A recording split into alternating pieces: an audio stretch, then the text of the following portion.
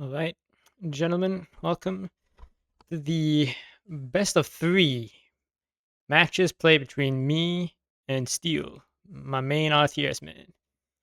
And yeah, this is probably the best three games that I've played so far because we finally figured out like what it is that we're supposed to be doing.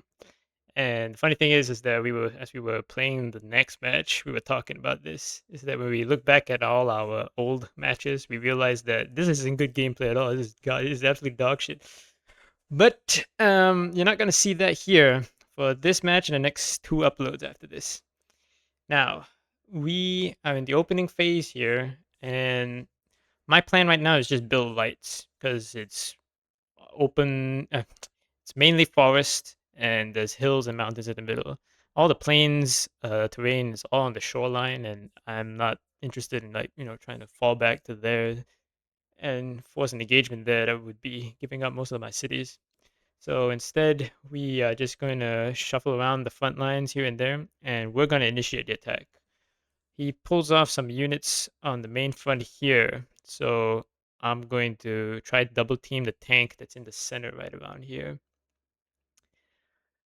Shuffling around units, cycling back to the cities. I'm going to cycle through basically all the cities here. He counterattacks, and the fight begins. So it's basically going to be decided in the southern front. The northern front, around about the 5 minute mark, we start an engagement, and then things develop there. So just more shuffling going around here and there. Yeah. So I think for like the first 7 minutes or so, nothing drastic happens throughout the whole front line.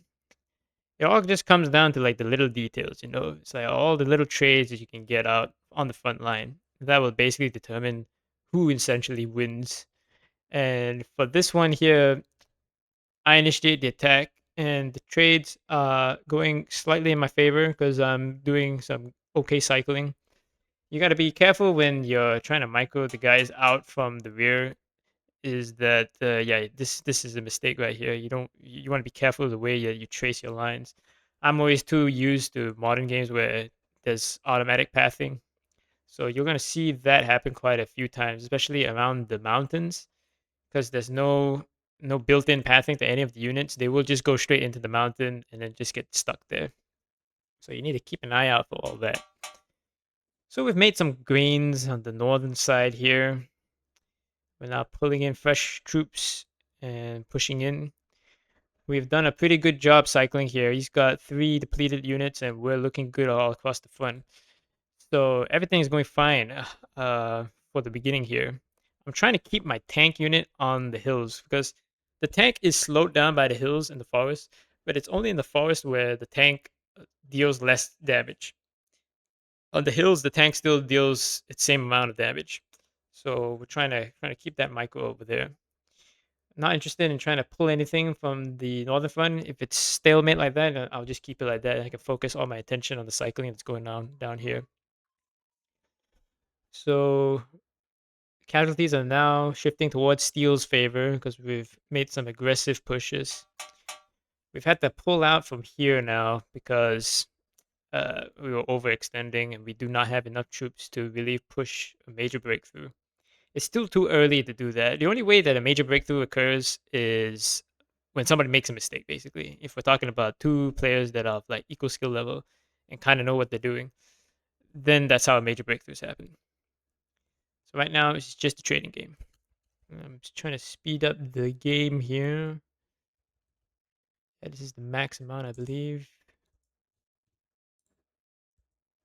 Oh no, it's not. Huh. Usually it will tell if hmm. Ah, there we go, finally. Okay. My bad, my bad.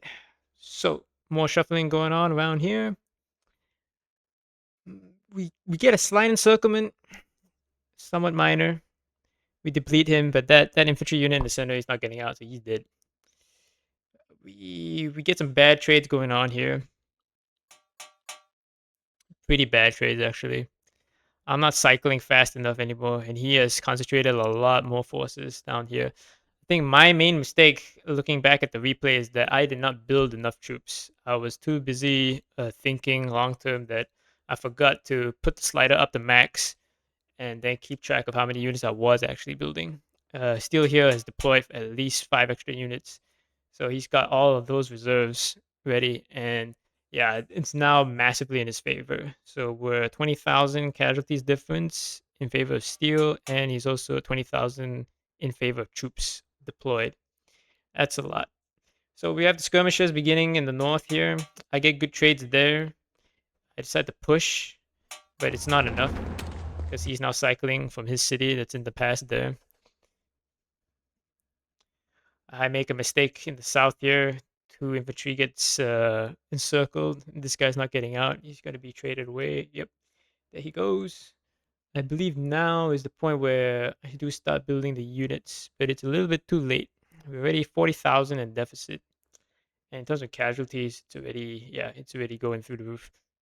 So now the battle on the southern front, it expands. This is usually what happens, especially when a major breakthrough happens or when there's a massive advantage to one side. uh, Usually the person on the defense will then start making plays that's more, gambling basically. Even though I'm on the back foot here, if I continue to play this game, which Steel is playing, in just a pure war of attrition, I'm not going to get anything out of it. And if you've watched my previous game where it was the Schlieffen plan, you see a similar move there where I'm on the back foot. I made a big mistake. I need to do something. Because if we just keep the status quo, then it's guaranteed that we're going to lose the game.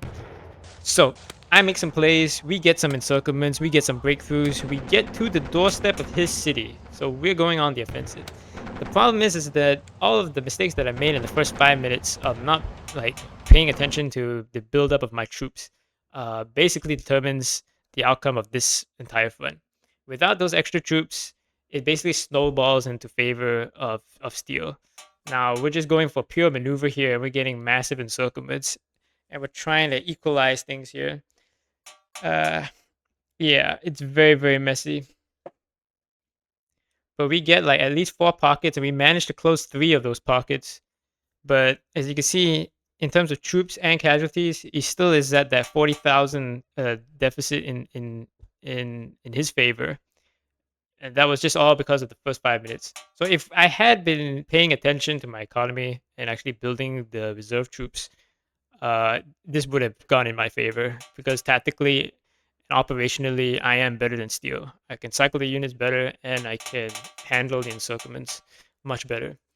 But as I've said throughout the entire channel, it always comes down to logistics. It's like it doesn't really matter how good your individual micro is. If your big game strategy is flawed, then you're just gonna lose either way. The guy that's thinking more strategically is going to win, and which is why I really like this game. Because usually other RTS games, if you have like superior micro, you can snipe a really big unit that's worth a lot, and then that basically determines the entire game. You have a snowball effect, and then it's over.